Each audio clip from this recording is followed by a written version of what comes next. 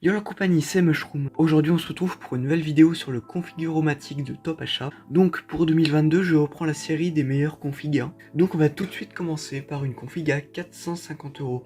Donc on va commencer par un Intel Core i3 10100. Donc c'est un processeur classique, c'est un processeur qu'on peut retrouver dans beaucoup de PC aujourd'hui. 3,6 GHz de base clock, puis c'est un quad core comme à peu près tous les processeurs aujourd'hui. Donc après en carte mère une ASRock H470. Donc c'est une carte mère pas très chère, un classique micro ATX bof quoi. C'est pas ouf, il n'y a pas de port M2, mais on n'en a pas besoin de toute façon. Ensuite, 8 Go de RAM en 2666 MHz, parce que c'est une carte mère qui en supporte pas plus. Si on met 16 Go, ça fait dépasser le budget des 450 €. Donc c'est mieux d'avoir 8 Go. En ventilation water cooling, on met rien, pas de thermique non plus, en carte graphique, en M2 non plus. Alors ensuite, en premier disque dur principal, un SSD de 480 Go de chez Crucial. Donc c'est un SSD classique, vous pourrez installer Windows dessus. Maintenant, un SSD c'est presque indispensable dans un ordinateur. Je vois mal encore des gens acheter un ordinateur juste avec un HDD.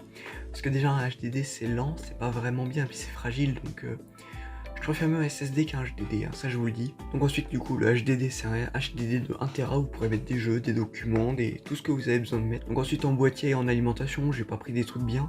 Le boîtier, j'ai pris le truc le moins cher, RGB, classique. Et en alimentation, j'ai pris une alimentation NR Max de 500 watts. Donc en tout cas pour les alimentations, je vous conseille d'acheter pas du no-name, par exemple du Aerocool, des trucs comme ça, faut éviter, même si ça te donne envie.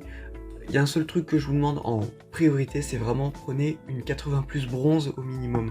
Après vous pouvez prendre du 80 plus gold, du 80 plus titanium, mais ça c'est vraiment si vous avez les moyens. Mais 80 plus bronze c'est le minimum. Pareil, si vous prenez du NR Max, je connais pas trop la marque, mais franchement ça a l'air bien. Alors il y a Corsair, Be Quiet, Sony qui font des très bonnes alimentations. Moi-même j'ai une alimentation Corsair, que j'ai, mais qui fonctionne pas en ce moment parce que mon PC n'est toujours pas allumé. Vous avez peut-être déjà vu mon nouveau PC, mais moi je l'ai toujours pas. Là il est à côté de moi, il est toujours pas monté. j'ai reçu que la moitié des pièces. Donc voilà. Donc vous verrez cette vidéo quand mon nouveau PC sera monté. Donc ce sera sans doute en janvier que vous verrez cette vidéo. Donc ensuite on va passer une config à 500 € qui est, on va dire, exactement la même que celle à 450 €, sauf le processeur qui change. C'est un i5 10400 version très... je me suis trompé, oui. Normalement c'est juste un i5 10400 avec un ventirad, mais là je me suis trompé de version. Donc ça coûtera aux alentours des 523 € sur Top Achat. Donc c'est exactement la même config, je vais pas vous remontrer tout, mais c'est exactement la même, juste avec un i5. Donc ensuite on passe à une config à 550 €. Et là on reste sur du Intel, donc Intel 10400. Donc c'est exactement le même, voilà. ASRock 4000, c'est exactement le même, sauf que là on a 16 Go de RAM, on a un SSD de 480, un disque dur de 1 Tera, puis là ça change pas. J'ai juste mis 16 Go de RAM, c'est tout, puis un i5. Donc voilà, c'est tout ce qui change sur cette config. Si vous avez besoin de 16 Go de RAM, prenez celle-ci, avec un petit i5, ça fait toujours plaisir. Donc ensuite 620 €. Donc là on commence à monter, là on passe sur du AMD avec une partie graphique intégrée. Donc on prend un Ryzen 5 Pro 4650G, 3,7 GHz. Donc version bulk, vous avez quand même le ventirad, mais vous n'avez pas la boîte, mais on s'en fout de toute façon. Ensuite en carte mère, une Gigabyte B550M DS3H. Donc c'est une carte mère que j'ai pris parce qu'elle supporte le RGB. Puis il y en a des fois qui veulent du RGB dans leur PC, donc voilà, j'ai pris cette carte mère.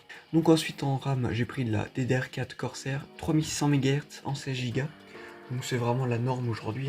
Ensuite en SSD, j'ai pris un NVMe 3.0, donc 500 Go.